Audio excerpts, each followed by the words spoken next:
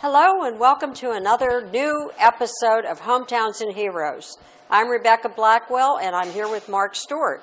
We are at the Town Place Suites by Marriott. It's in Franklin, 20 miles out of Nashville. And Nashville's the center of our attention because our new hometown hero's adopted hometown is Nashville. Carol M. Swain. She was in Dinesh D'Souza's Hillary's America. And she is a political science professor at Vanderbilt University, so she knows her political science.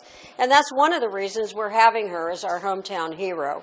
But in addition to that, she has an inspiring American story, the real American dream. And we know you'll enjoy hearing it. Carol tells it better than anyone. Take a listen. Here comes Carol Swain. Hello, my name is Carol Swain. I'm professor of political science and law at Vanderbilt University. A lot of us are concerned about America, and when we look at the two presidential candidates, we see flawed human beings. And those of us that are Christians know that that is the state of mankind. But in this election, I think that there is a clear choice, and we can start with the party platforms of the Democrats and the Republicans. They could not be further apart. It's like night and day. And I think that for people that care about America and its identity and its Constitution and its freedoms, there is only one choice. And I, as a Republican, believe that the Republican Party, even though it's not perfect and it has a number of politicians and people in it that were probably born into the Republican Party, and they actually fit better in the Democratic Party, but I seriously believe that if we're going to preserve America as we know it, if we're going to have the rule of law, if we're going to have freedom of religion and freedom of speech and freedom of association, there's only going to be one way to vote in this next election. And I'm very encouraged by the fact that regardless of the flaws of the Republican Donald Trump, is that he has reached out to African Americans, to Democrats in ways that I cannot think of any other Republican in recent memory that's offered himself to the constituency in the way that he has, with great sincerity and with a great level of comfort. And it's actually paying off in the sense that the posters are showing that there are more and more African Americans, more than 20%, that say that they will vote for the Republican Party. That has to be good for America, because it's not good for America for blacks to be in one political party, especially if it's a political party that's using them, that's not responsive. You never hear from the politicians after Election Day, and they've adopted a series of policies that actually make black people and poor people worse off. I'm Jim Blumstein, and I'm a law professor at Vanderbilt, also a professor in the medical school and in the School of Management. And my areas are constitutional law, voting rights, and health law. And I've known Carol for close to 20 years now, I would guess, and our work intersected in areas of voting rights. That was where we first worked together or had similar thoughts. And she's really a leading theorist in voting rights and wrote a book that won an award, and this is when she still was at Princeton. And when she came to Vanderbilt, she was seen as a prize catch. Her story is a remarkable story. She's extremely thoughtful.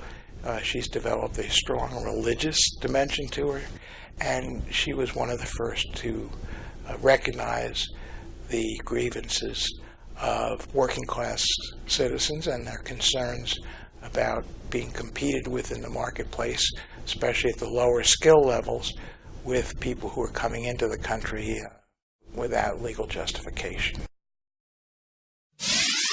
Now, I've told you that I'm a professor at Vanderbilt, and I was a professor before that at Princeton. And so you look at me and you may assume, that I'm someone that came from a middle class or affluent background or even working class, and you would be wrong. Because I was born and raised in rural poverty. I grew up in a house that did not have indoor plumbing. During the early years, me and my siblings, we slept on the floor. We had to carry water from a spring heat the water on the stove, to be able to bathe. And the poverty that I grew up in is nothing like the poverty that people complain about today. Because today, if you're poor, it may mean that you're poor, but you have a car, you know, you have many things provided to you by the government. That would not be how I grew up. I'm Alfonzo Ashworth, and Carol is one of the people that I met many years ago, mainly during the time of the election cycle from 2012, when Barack Obama, of course, was being reelected. We got connected through the Tea Party movement. And one of the things that I admired about Carol was how she was passionate about caring for people, about, you know, helping others. You know, of course, and that comes at a price, and we all paid that price and we're willing to do so, especially when you're standing on the truth. And that's another thing that I admire about Carol, is that she is a truth teller. She believes in the Constitution, she believes in this country, and she's willing to take whatever slings or arrows that come her way. And of course, we have been part of the same movement in many ways because of the field that we work in with radio, of course, her and some of the television programs that she does. And me being a writer, her being a writer, we sort of cross paths. But I tell you, one word that comes to mind when I think of Carol is tenacity. I think of her being a very tenacious person, and I think that she would be a great asset to any community, and we're proud to have her in our community.